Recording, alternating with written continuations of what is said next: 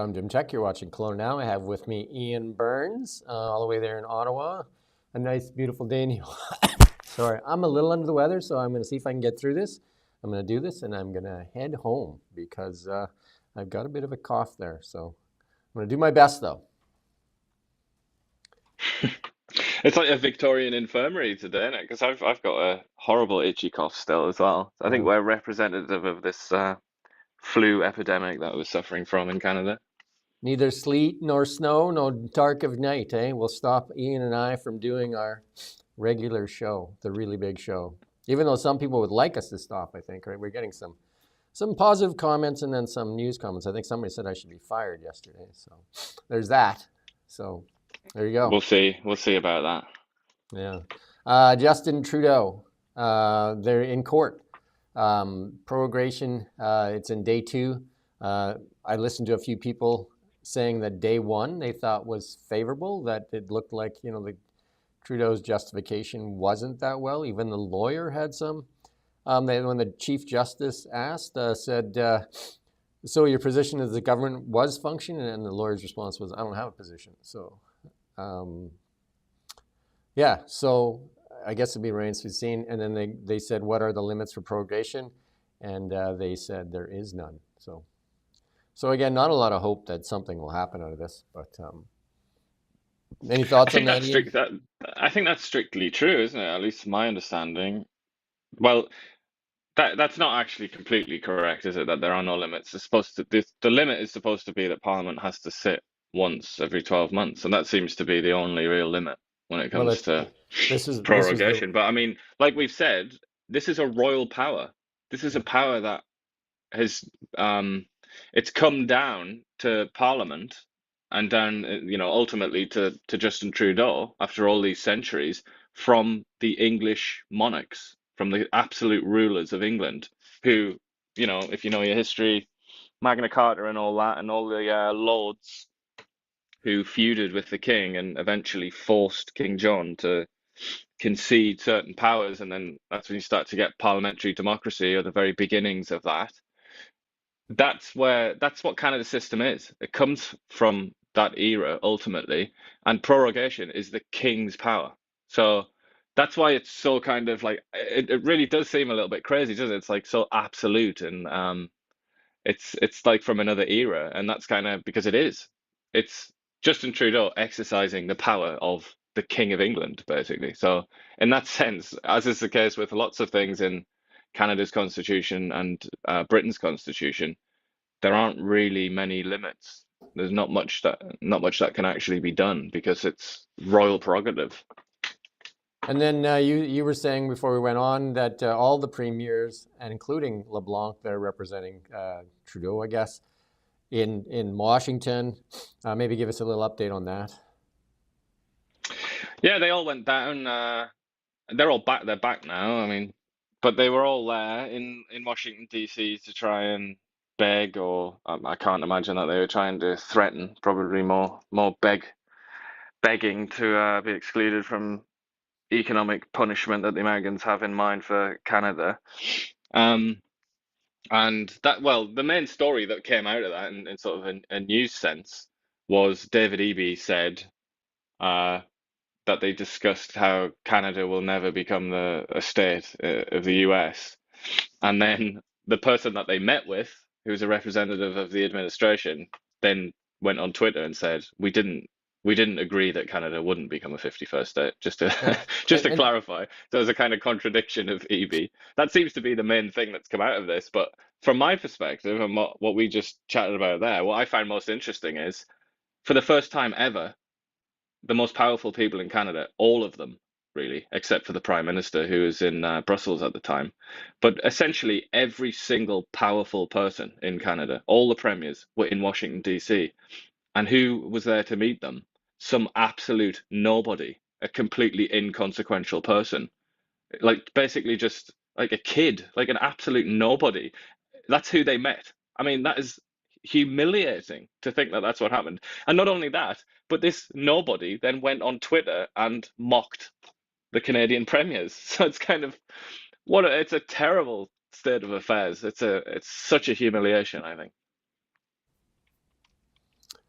Yeah, it doesn't put us in good stead. And steel is definitely the one that's in the news lately. The steel tariffs. And then Justin Trudeau did have a comment on steel. Here, we're going to play this clip for you.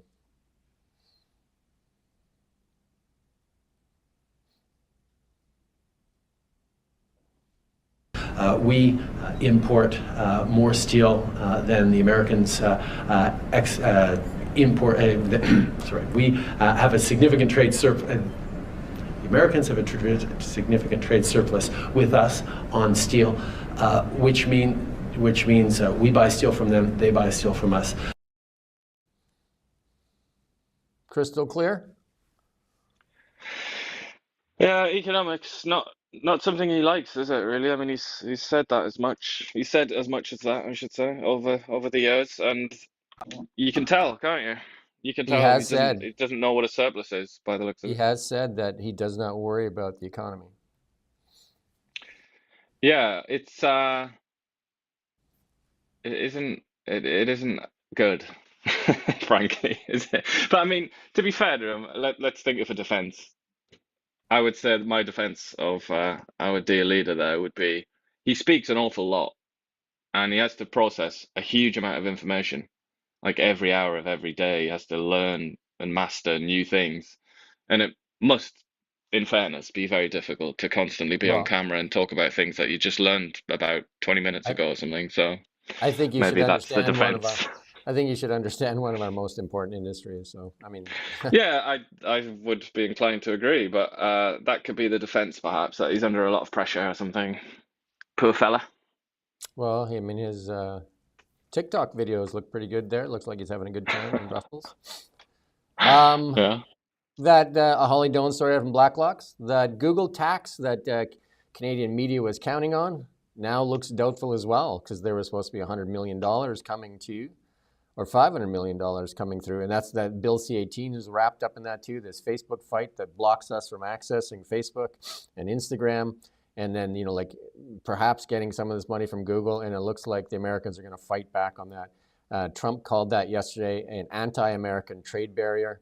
And he said he's going to fight all trade barriers. And only America should be allowed to tax American firms. And then so that probably is going to be something that is like likely not going to happen now either. And I'm sure Google and Facebook are going to hide behind that for sure. Yeah, the Americans have been annoyed about this for a long time. It's part of their kind of economic imperialism, where the presidents go to bat for these companies.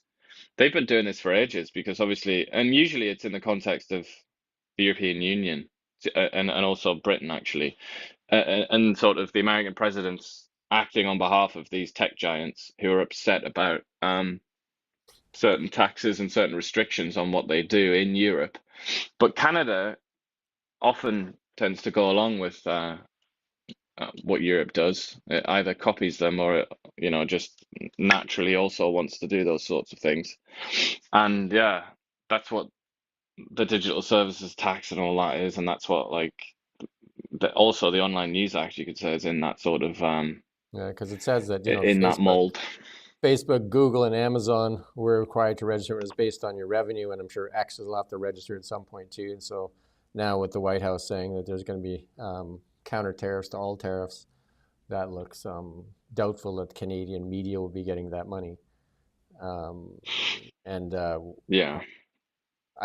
For us, I would hope that it removes Bill C-18 and allows us to have that audience back. I don't think media should be getting funding from the government, and media should stand on its own, but also we shouldn't have the government suppressing our audience that we earned over 10 years. Well, it's also a very questionable. We're going to talk about it later, I gather, what JD Vance just said in Munich, which I think is like an enormous and consequential speech that people are going to look back on in the future. That's my initial sort of feeling about that speech. If you think about what he said there when he lectured the Europeans, we can also basically infer that he was also lecturing Canada, I would say. It doesn't look good when in Canada you can't see news stories on the biggest social media platform in the world, which also happens to be American. That doesn't look good. And JD Vance lectured the Europeans about censorship and about a lack of kind of freedom of expression and freedom to get information where you want to get it. That it looks very, very bad. So I can only imagine that that means that there's going to be pressure from the Trump White House on And the Online News Act. Because and that, we've done. I mean, we are like famously or infamously, we're one of the sort of few Western countries. Well, we're the only Western country where you can't get news on Facebook. We're one of the few Western countries where something of this kind is happening, where a whole kind of medium for accessing information is just blocked in this country. And then the Trudeau government said that they would never bow down to Facebook and Meta and advertise on there. And then just recently they started advertising on it because they said they realized that Canadians get their news on the social media platform. And the only way for them to get it on there, because news is blocked, which they blocked, is for them to advertise. So they're pumping out this Buy Canadian, and at the same time, they're spending money on American platforms while they choke off independent media.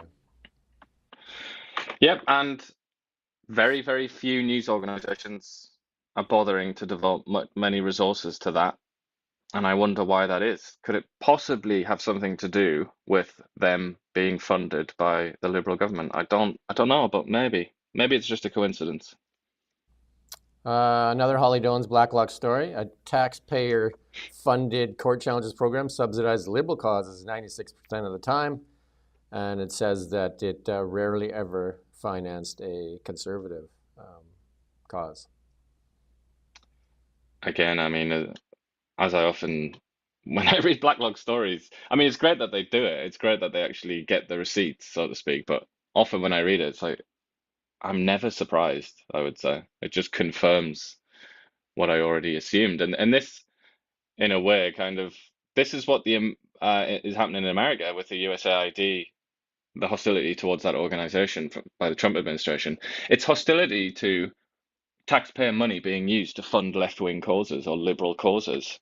I mean, I assume most people can understand why that would upset the Republican Party in the United States. But what's less discussed is that a similar phenomenon is observable here in this country. A lot of the aid organizations, a lot of the kind of taxpayer-funded or subsidized groups are fundamentally liberal with a small L, but that tends to correspond to the liberal with a big L as well. So there you have it.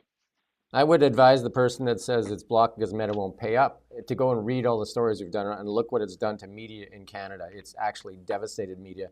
The ones that don't get this subsidy and the ones that do, all of them are suffering and Canadians are getting less access to news. And during times of crisis, like in our wildfires, they're not getting that access, and community leaders are scrambling to try to get that information out there by ripping the news from news sites and posting it up there. And it's not a good situation for media outlets in Canada. But there's lots of stories we've done on it, tons. So you can go ahead and read it. Justin Trudeau yesterday congratulated the leader of a terrorist organization responsible for a coup. There's a lot of people putting this story out too, including this is CTV that pushed this out there. It seems odd, right? Like they still listed as a terrorist here in Canada, and Trudeau is congratulating him. Well, yeah, it is funny, but again, devil's advocate here to defend our prime minister. Lots of other Western countries are in the same situation, and it kind of, for me anyway, this doesn't say anything particularly about Justin Trudeau, from my perspective anyway. It says a lot more about just the West in general, really. And if you've ever like rolled your eyes when you've heard like Noam Chomsky rant on about the West, or if you've ever rolled your eyes when you've heard sort of like revolutionary or terrorist organizations or whatever in the Middle East, places like that, when they whine and whine and whine about the West and how duplicitous they are. Just look at this. Look at the absolute state of this situation where the Western powers all designated this group as Islamist terrorists. That is to say, an organization that murdered people, including civilians, in an effort to create a theocracy, a sort of a society run by and for the religious, basically. That's what this group is. Like, really foul group. And now that this group has come along and destroyed one of their enemies and successfully pulled off a coup in Syria and got rid of the Assad family, Now they get phone calls and they're congratulated, and I mean they've even met with Western leaders, and they're great now. They're our friends now. That kind of hypocrisy explains, I think, why so many organizations and so many individuals as well treat the Western promises the same as like a handful of cow dung, because it's absolutely worthless. What the West promises is worthless, and this shows it. Here we are, the Prime Minister of Canada having a chummy conversation with the leader of an organization that is still now designated as a terrorist group by Canada. I mean, it's just ludicrous. It's laughable. Canadian pipelines. A lot of people don't understand this, but here's a map that really shows you the Canadian pipelines. The little black box at the top there, that's the Northern Gateway pipeline that was rejected, and well, they stopped doing it because Liberals, environmental stuff on it. And then there's the Energy East one that's on the right side there, little black box you see there, and that was canceled as well. And these are all during the Liberal government. And then the Keystone one that runs into the south there, that was Joe Biden that canceled that one. And then so that really stopped access to our seaports for the one that did complete is the TMX, which takes very little of I think it's less than like around 5% of our oil and gas to our Vancouver port, but a lot of that oil and gas goes to the US as well. So you can see how the stuff from Alberta actually has to go into the US, the Enbridge one, and then before it comes back up, right? So there you go. That's where we've been put. After 10 years, we've rejected these pipelines that could give us access to outside markets. And then again, we'll talk about it later, we saw the Japanese come and they did a deal with Trump the other day. That deal they offered to us 2 years ago. We refused it. And the Prime Minister of India, we're going to get to it, was there yesterday and got a deal as well. So this is what the carbon tax looks like for lots of businesses. And this is, so if you look at it, you go to the next slide there. The federal carbon charge is more than the gas. It's $24.93 for the carbon charge and $23.03 for the gas. And then of course there's a delivery charge and then a cost adjustment charge.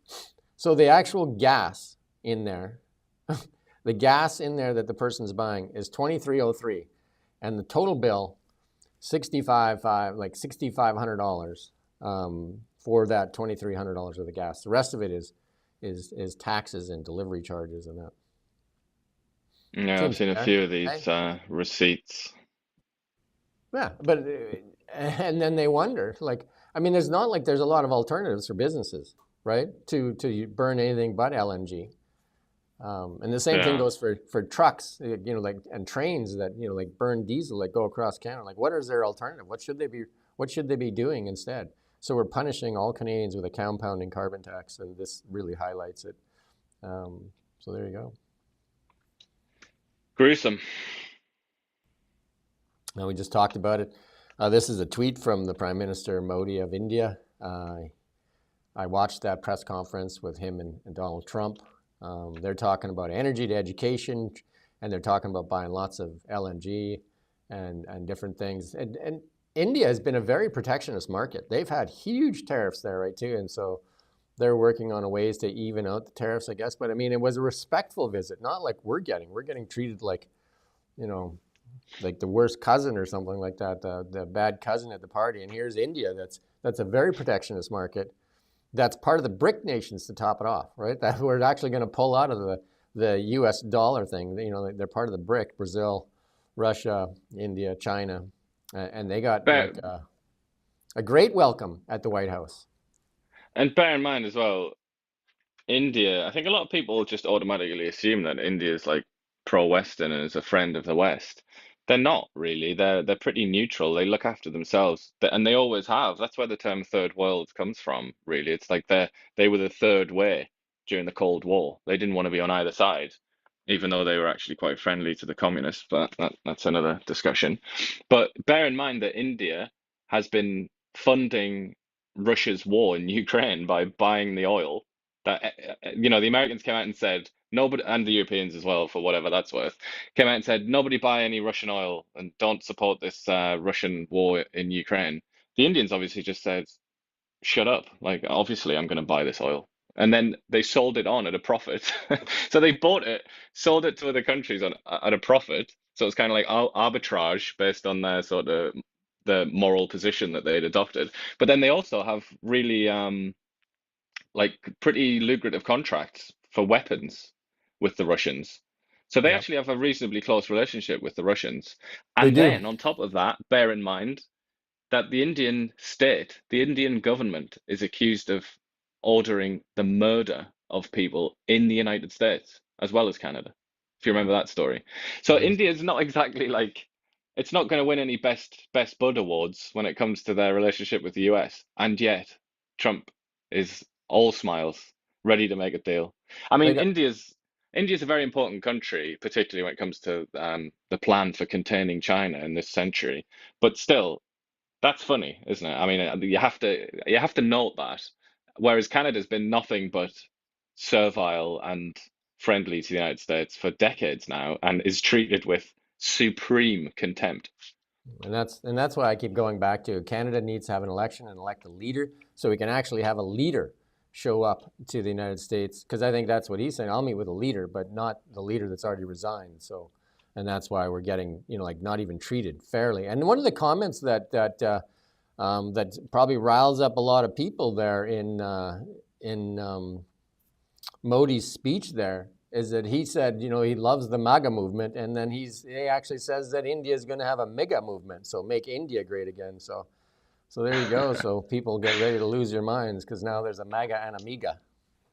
I think as well, so on that note, I would just say, because you're talking about how the Canadian leadership and then comparing it to the Indian leadership, I have to just say they are smarter. Their leaders, the Indian leadership is more intelligent, I think, and has approached the US relationship in a much more intelligent way than can be said for Canada and actually for European countries who have decided to like tap into the ideas and the sort of slogans from 10 years ago from his last presidency. Yeah. Whereas the Indians and the Japanese actually and some other visitors to the White House, they've been so smart and they've just like they've patted Trump on the head and said, "Oh yeah, what a great guy you are. Let's make India great again," or whatever.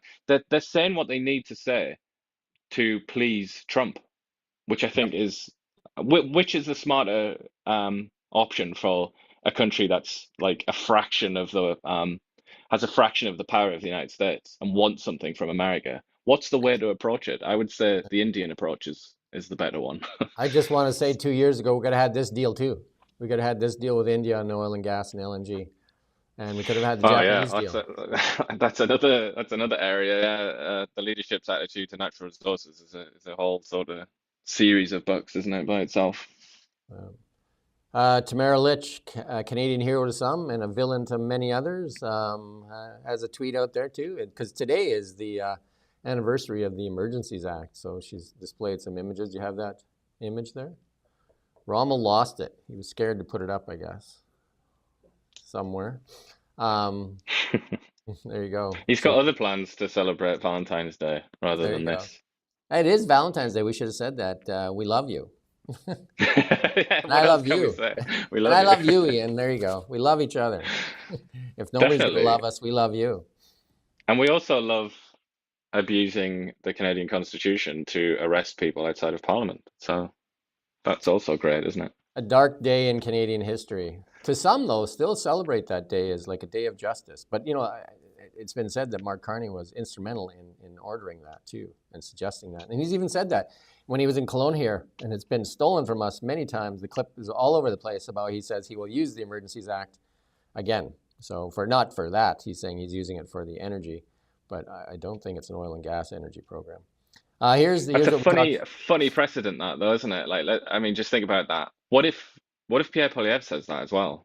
Then Yeah. we've got two leaders of both parties, both main parties, who say that they're going to basically abuse the Constitution to get through their sort of ideas. I mean, that's pretty strange territory that we're headed into. And the same people that ridicule Trump for his executive actions are willing to do the Yeah, same thing. indeed. I guess it's only when when somebody else is doing that it's bad. If you're doing it, it seems like a great idea. Here's JD. Sorry. Here's JD Vance with his lecture for the Europeans and us, I guess. And expressing opinions isn't election interference. Even when people express views outside your own country, and even when those people are very influential. And trust me, I say this with all humor, if American democracy can survive 10 years of Greta Thunberg scolding, you guys can survive a few months of Elon Musk. But what no democracy, American, German, or European, will survive is telling millions of voters that their thoughts and concerns, their aspirations, their pleas for relief are invalid or unworthy of even being considered. And expressing So he goes on to say that if you're running in fear of your own voters, there's nothing in America can do for you. I think that's a huge warning to all of America's allies, certainly all the countries in NATO.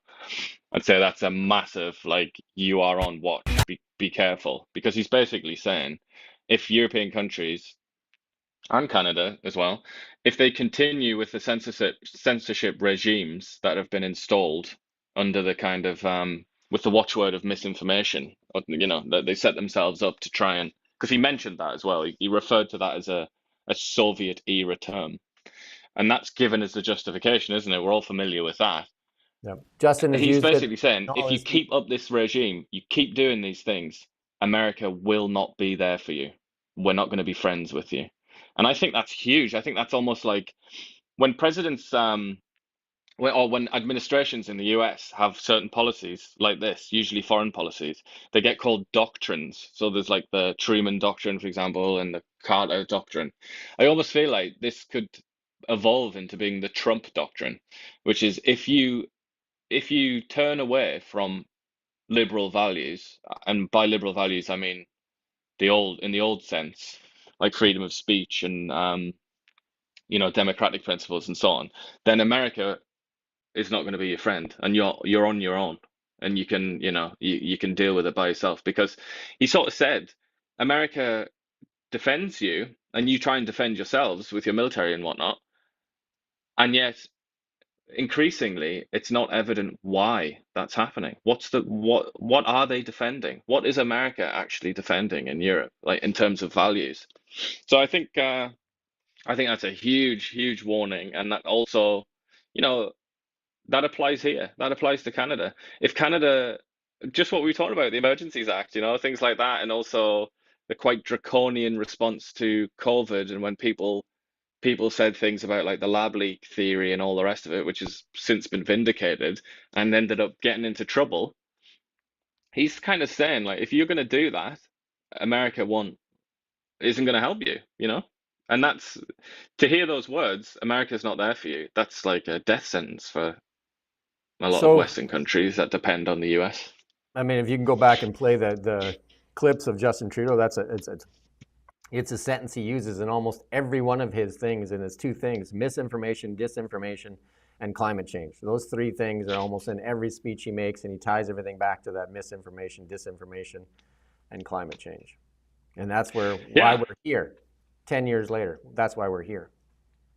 And there's been a trend over the last 10 years, at least last 10 years, of assuming that the old principles of a liberal democracy can be violated to protect the democracy from misinformation, whether that's funded by Russia or misinformation about COVID or far right misinformation, whatever it is, whatever sort of enemy is suggested, it's used then to violate these principles. Number one, I would say, being freedom of speech, freedom of expression. And I just feel this is almost like this is blowback, as the CIA call it. This is like they've pushed and pushed and pushed for a very long time, very controversially, and now people who are very upset about that are in the White House, the most powerful people in the world, and that changes things. I think that's very concerning. I think particularly for the Liberal Party, because if they're going to win this election, and Mark Carney is going to be the Prime Minister, they're going to have to really think about their approach to liberal values like freedom of speech. They're going to have to figure something out, because they might end up being quite severely punished by the Americans if they don't get it right. Now, Jagmeet Singh there just today put out a tweet there, says, and he used one of Donald Trump's lines, if Trump uses tariffs against Canada, there'll be hell to pay. I'm just not sure what authority he has to bring hell onto anybody. Although he's done that. Well, that's why he's saying it, isn't it? Because he doesn't have any authority. But a lot of people would say that he has wreaked hell on people for the last 10 years because he's held this government up. Yeah, he's domestically, and in terms of like the political wrangling, he's had a lot of power. But in terms of like being able to actually threaten the United States or whatever, I don't think anyone's going to take him seriously. And I'm not convinced that Donald Trump knows who Jagmeet Singh is. Yeah, but I would suggest he probably doesn't know who he is. If you look through it, he's likely the most powerful person in Canada in the last 5-6 years. Yeah, he's the kingmaker, isn't he? As they used to say in old like medieval rebellions and whatnot. He's the one with the keys to the castle, but he isn't the king himself. He's like the eminence gris, as they say. And then our military, we've talked about this for the last few days. Our military in tough, like we got a depleted force, and we think the starting salary is in the $43,000 range, where a bureaucrat makes way more than that, and they don't even have to go to work. And like you said the other day, we actually ask our people not just to put their lives on the line, but we ask them to kill strangers, which is a lot more than you're ever asking a bureaucrat. I think lots of times a bureaucrat will get upset if there's no milk or cream for their coffee, whereas we're putting these young men and women in harm's way. And ask them to, and I just want to play this clip because there's a lot of pride in the U.S. military right now. They're getting record signups, and we're not. And this is a clip from the Raptor out of the U.S., and just to show you how we need to bring pride back to Canadian military.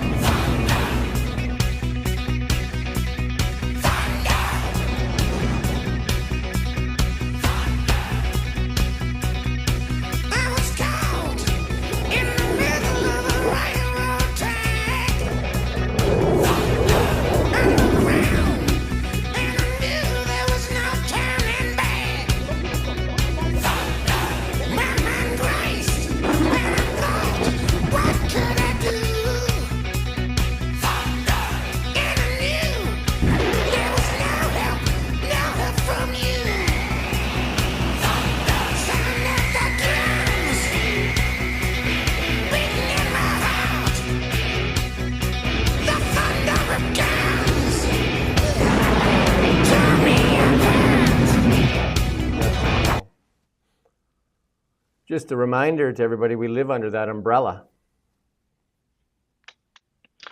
Yeah, it's true. We don't have the military capability to protect ourselves, which is why Trump keeps saying we should be annexed. That's his justification to annex us, apparently. We've neglected our military for a long time, and it's a proud military too, because in the Second World War, per capita, Canada contributed more soldiers in that fight than anybody.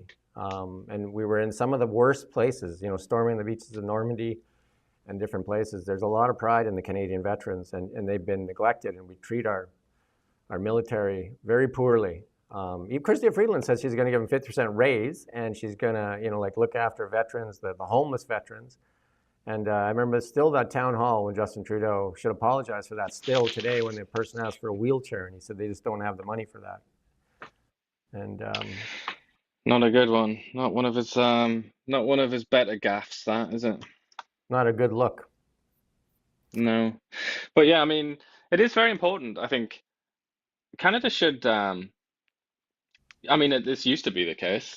If you read 20th century Canadian history, the military used to be very celebrated, but I feel like now it isn't. But you're right, it really should be, particularly the Second World War, where it wasn't just military support, but it was also, like we were discussing the other day, it was Canadian wheat from, food and supplies from the prairies, basically, that kept the British alive while they were the only people that resisted the Nazis, or And a just very about the only ones anyway.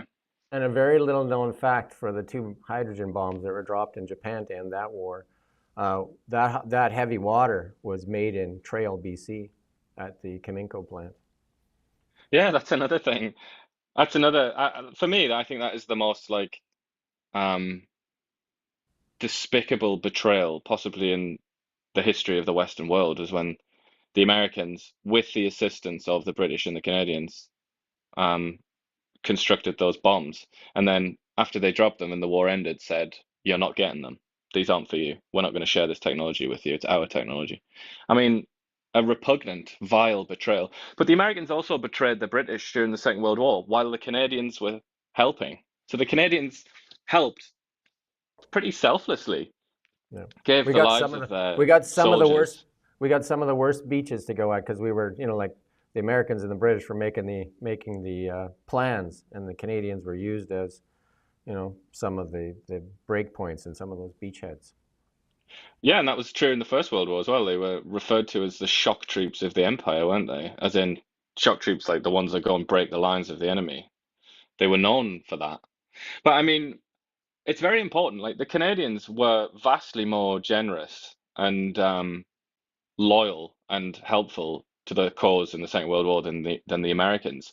Lest we forget, the Americans didn't even come into the war until 1942 anyway, and that was when they were attacked by the Japanese. They didn't sort of voluntarily come and assist, and all the assistance that they said that they gave, like Lend-Lease and so on, to the British was, it would make Trump blush.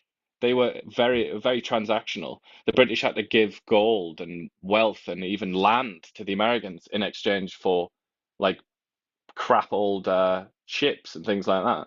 So, the Americans pat themselves on the back for their assistance in the Second World War to the British, even though it was that was not a proud moment, I don't think, for the Americans. I think it was actually quite repulsive the way that they behaved, while the Canadians behaved in an exemplary fashion, and we never hear about it. It should be shouted from the rooftops, I think. Yeah, I mean, somebody just posted there and said we spent a record amount. I'm not sure if that's true. 27 billion on military spending. I think you should look at the state of our military, not just the amount of money we spent. We bought two old submarines. This is a while back from the British, and they both lit on fire. They were on fire on their way back from Britain, and then we tried to get our money back from Britain, and Britain said like it had a bumper warranty on it, right? Like as soon as it left our harbor, those are yours. That's taking a page out of the Americans' book. I mean, the British also have a very strange military situation where they're very dependent on the Americans for quite a lot of things, and there are examples of that sort of thing there as well. I guess it's like the last person that's caught holding the bag is the ones that get screwed over. So the big leadership race is going to happen here right away, and Ruby Dalla already getting kind of the she's not going to, because she can't speak French, so she's not allowed to have a translator at the upcoming French debate in Montreal. So what so she won't be there then, or is she just going to speak English? I mean, she won't understand the question, I guess, unless she uses her Google Yeah, I was going to Translate say or something. that's what I would do. Get ChatGPT out or something, just translate live like that, Like digital we've been saying, translation. she's the true outsider in this, and they're doing their best to make sure she's that, right? Yeah, I mean that is very. I've always found that peculiar, that necessity to speak two languages if you want to reach the top in Canada. I mean, in a certain sense, it makes sense, but then also it doesn't make sense at all because Canada's not. It's called a bilingual country, but it isn't a bilingual country. I think that's false. Most most people in English speaking Canada only speak English, or Hindi or some other language like that. They don't speak French. So as a consequence, you're excluding the majority of the population from positions of power. That's no way to run a democracy, is it? Nope. Somebody's wrote on here too. We're trying to do talks about some of these comments that Trump failed to thank our firefighters. I'm not sure if he did or didn't, because I mean I don't follow everything he says. But Canadians have been down there fighting fires in the U.S. and including we did an interview with Colson Aviation. They do all their work Not in Canada. They have no contracts in British Columbia. They're the largest wildfire aviation company in the world with the largest fleet. And they have zero contracts with the BC government. They do all their work in Oregon, Washington, South America, Australia, and all that stuff. So it's right there on the island. And the famous Mars bomber was theirs. It's now in the museum. And it gets zero contracts in British Columbia. So Yeah, and there's he's that. not happy about it, is he? The fellow that you interviewed, he was Yeah, so you can go quite back and displeased. watch. Well, he didn't know. He didn't know Yeah. why. He wasn't given a reason. You go back and watch that interview, and then they were here. They had their helicopter here a couple of years ago. Their largest helicopter, like at 5 times the payload. This is from memory. That the other helicopters working the fires, the last big fire we had in the Okanagan, and it never left the tarmac there. It was on standby, but they never put it into the field. Yeah, it's quite sad, isn't it? As for whether Trump's thanked the firefighters or whatever, I mean, I also don't know because he's always on camera. But I mean, I'm not aware. I haven't seen him do that. But I would also say that, like in spirit, at least, like in general, no, he hasn't been grateful, has he? Because he's treating Canada like, like an unloved stepson or something like that. He's treating Canada with And I mean, contempt, as we some of discussed the earlier. some of the officials in the United States blame this treating Canada like the way we're being treated right now on Trudeau's disrespect for Trump and its payback. But I mean, like, you shouldn't make a whole nation suffer because of your dislike for somebody that did something that's already resigned. Like, if Elon Yeah. Musk has a conscience, maybe he can, say like that's enough because he's a Canadian as well. So, and they like take your knee off our throat. How's that? Instead of like threatening with hell to pay, we just like take your knee off our throat and recognize that we've been there for you all the time and will be in the future as well. Indeed, and that's what's upset so many people, I think. But it's interesting because Trump, yeah, he doesn't seem to identify his own presidency with previous American presidencies, does he? He doesn't see any continuity between his presidency and like Biden's or Obama's or Bush's or whatever. I think he's like a completely clean slate. So he doesn't. This is why, like, usually an American president would acknowledge all of the favors and acts of friendship that have come from Canada towards the United States, like, helping them when they invoked Article 5 Yeah. of the NATO Constitution or whatever it is in the Afghan War, and then Canada went and helped. You'd think things like that would count for something, but to Trump it almost seems like it doesn't because that happened it was almost like another country. It wasn't the US And like I said, in from his perspective. the chatter out there is that we're a WEF-led nation, and he's relating it to what they just did with Biden. So I think a lot of that stuff is spilling out onto us, and I think we need an election in the worst way.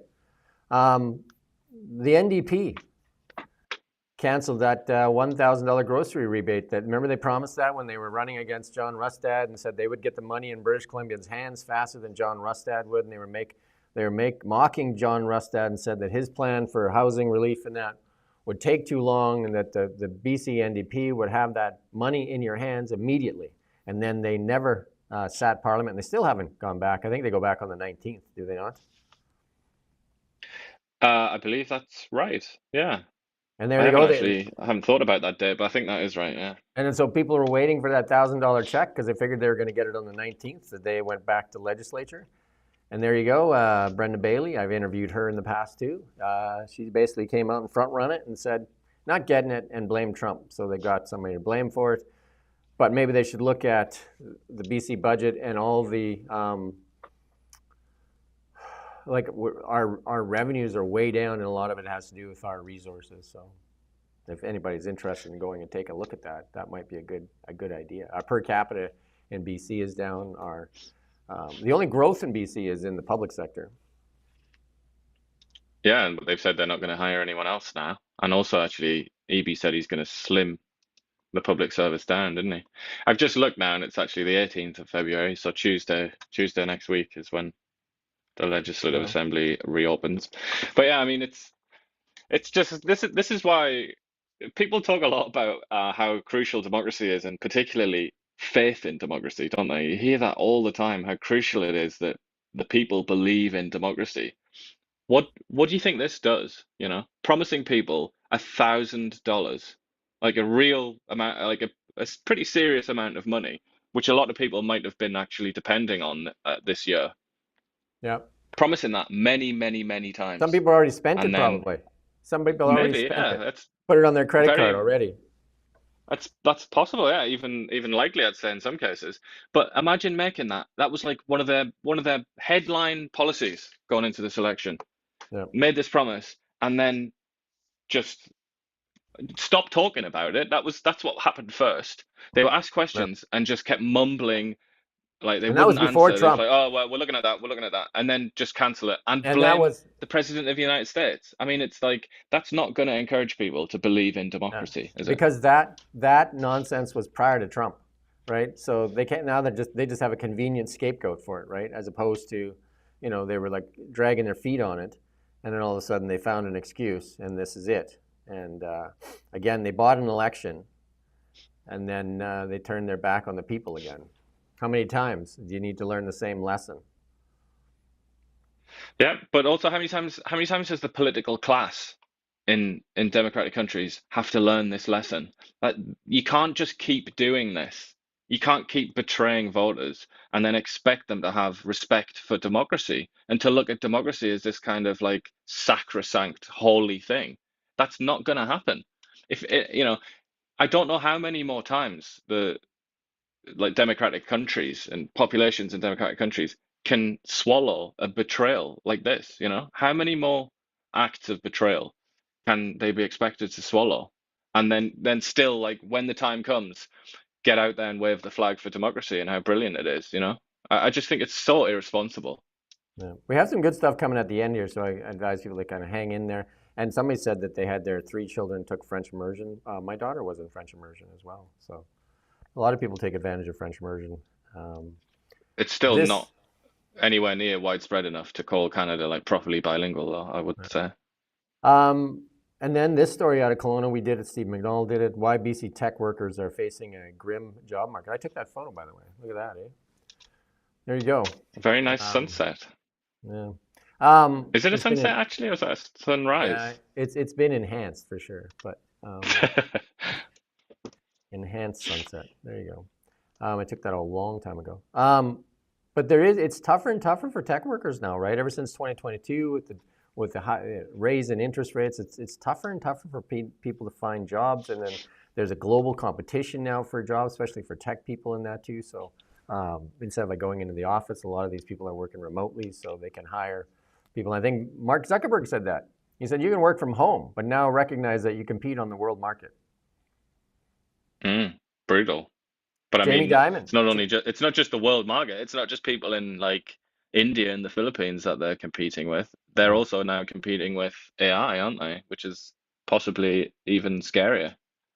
Jamie Dimon just came out and said, I posted on my LinkedIn, I don't give a F or whatever. Come back to the office or be done. Yeah. He wasn't pulling any punches. They've had enough. And they said that just so much inefficiencies and different things like that. So, Well, you can see though as well why a lot of people didn't want to be in the office. In certainly in places where like Jamie Dimon is likely to be working, like Manhattan, you can see why people didn't want to go to Manhattan because to be in Manhattan, you had to have, and it's not absolutely no exaggeration to say, like really substandard living standards. You had to like accept that you were never going to own your own home. You're going to live in a tiny, possibly shared, apartment, and you're not really going to be able to save any money. Also, that you can be at the service of Jamie Dimon, who lives well, presumably somewhere like the Hamptons in a $20 million mansion. to be fair to the traders at JP Morgan, most of them make enough money to afford whatever they need to afford. But yeah, I understand. Well, even I mean the salary to live. I Yeah, can't remember the last time I read this was a while ago, but the salary needed to have like a high standard of living and live in New York City is enormous. It's crazy, astronomical. crazy. It's like hundreds of thousands of dollars. It's almost like So Kelowna. even if they are doing all right, I mean, Yeah. there are a lot of traders who don't earn that much money Yeah. actually, and so yeah, I would say that it still applies to old Diamond's firm. The markets, gold, again, like kind of like banging around in that number, 2,900, fell off a little bit today. Bitcoin, again, just chopping in that range. And then our friend dollar. Again, the dollar is saying that the dollar's not believing in the tariffs. So there you go. That's what the markets are saying. I think the markets are saying there's going to be an election. Or maybe it's also a reaction to all of the talk on being pro natural resources all of a sudden. But I don't hear that talk on pro natural resources coming from most of the liberals. They're avoiding that the words oil and gas and LNG. Well, I'm hearing it from the actual ministers now who are in power. Wilkinson, and then obviously Freeland, but I mean, I don't know how many people believe that she's Yeah. going to be the next leader. But I mean, even Carney has conceded the point in his own way, hasn't he? That Sounds it's like important to get natural resources out there. from the speeches I've heard, he's going to build Canada's economy to get ahead of the Americans, and it'll be all investing in green technologies. And if you pull up a map of Brookfield Resources there and look at all the green projects across Canada, just have a look. Here's some really He sad loves news. the green. Here's some really sad news for Canada. Barrick, considering redomiciling from Canada to the U.S., one of Canada's storied companies. And this article was in the Globe and Mail. This has become one of the largest gold producers in the world, headquartered in Toronto. Huge company, huge importance to Canada. And, you know, like the recent changes in taxes and all kinds of things, and also the open door program that Donald Trump has said to these companies with lots of money, like come to the U.S. and we'll make it really easy for you. So losing Barrick Gold to the U.S. would be a major blow to Canada economically, politically, and culturally.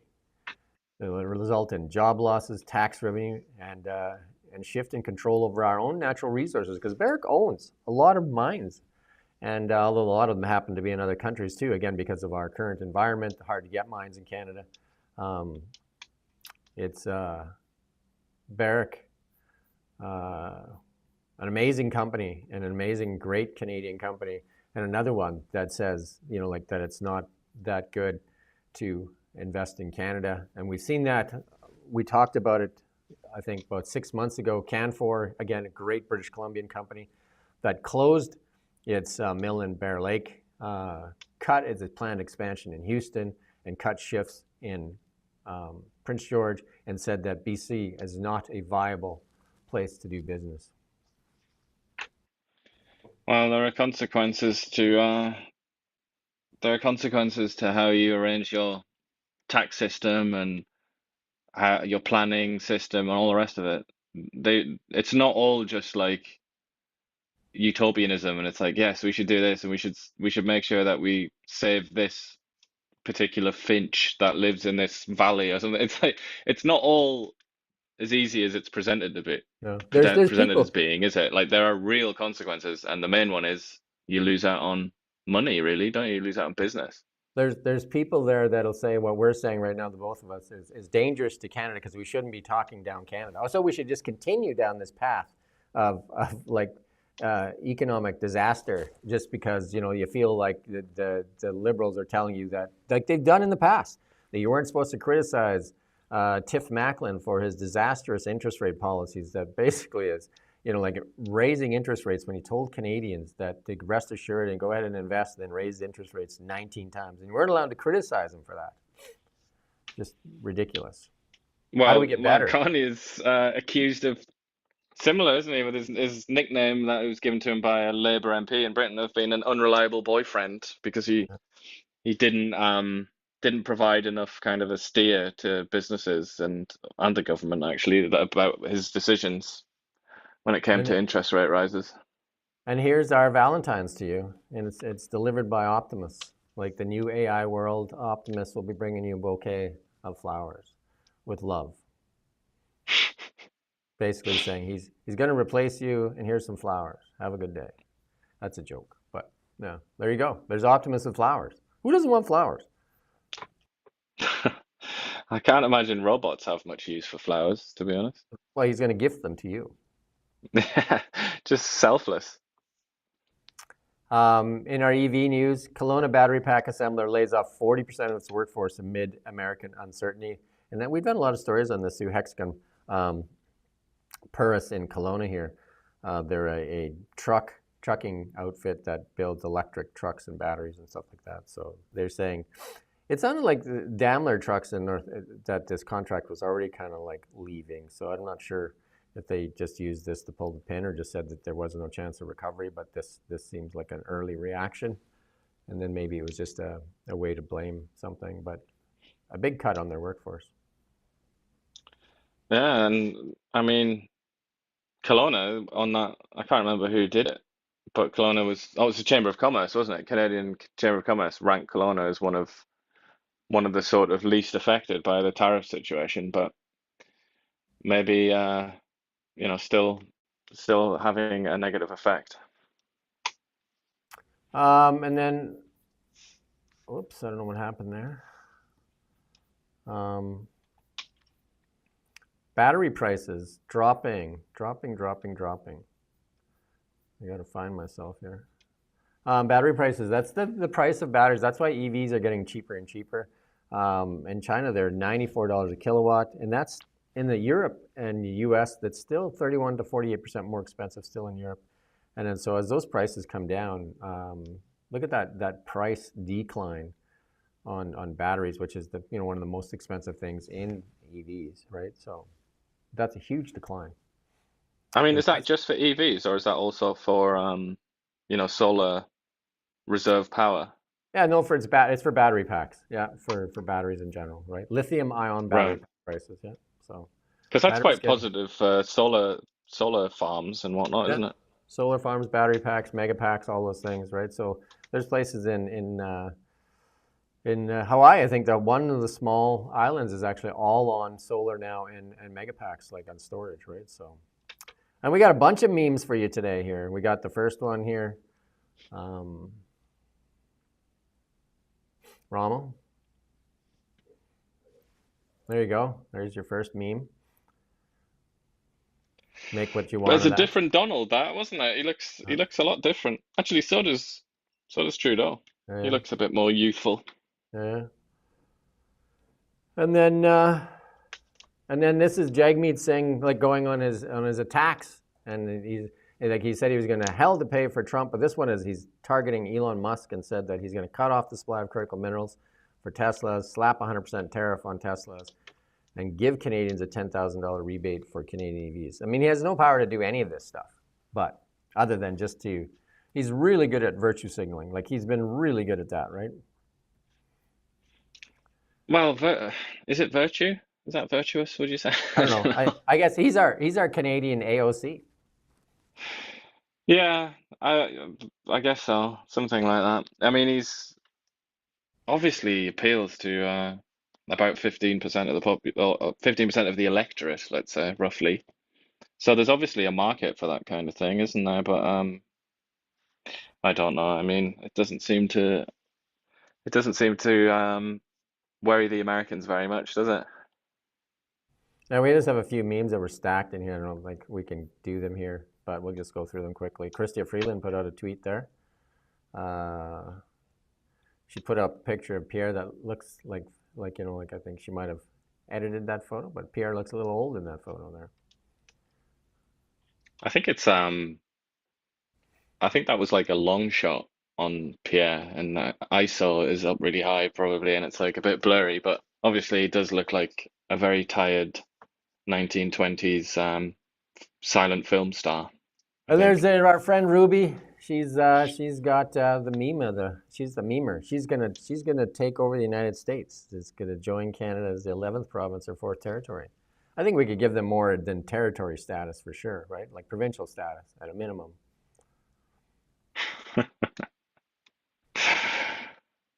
Well, I mean, that raises an interesting point, though. Why does he keep saying 51st state? Like, even if this was remotely serious, or rather, if it was remotely serious, it would obviously be at least 60th state, wouldn't it? It would include all the provinces. There's no way that the Quebec and Ontario would it's join he's not together serious. as one state.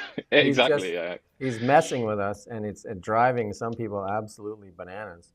And yeah, that's one of the many indications that it's not even Yeah, Not it's at like least now. It's not a serious proposition now. Like I think it might be a serious idea to an extent, but it's not being looked at as a serious policy or anything like that. it's like a feather, and we're the cat, and he keeps dangling this feather, and we're jumping and flopping all over the place, chasing this feather.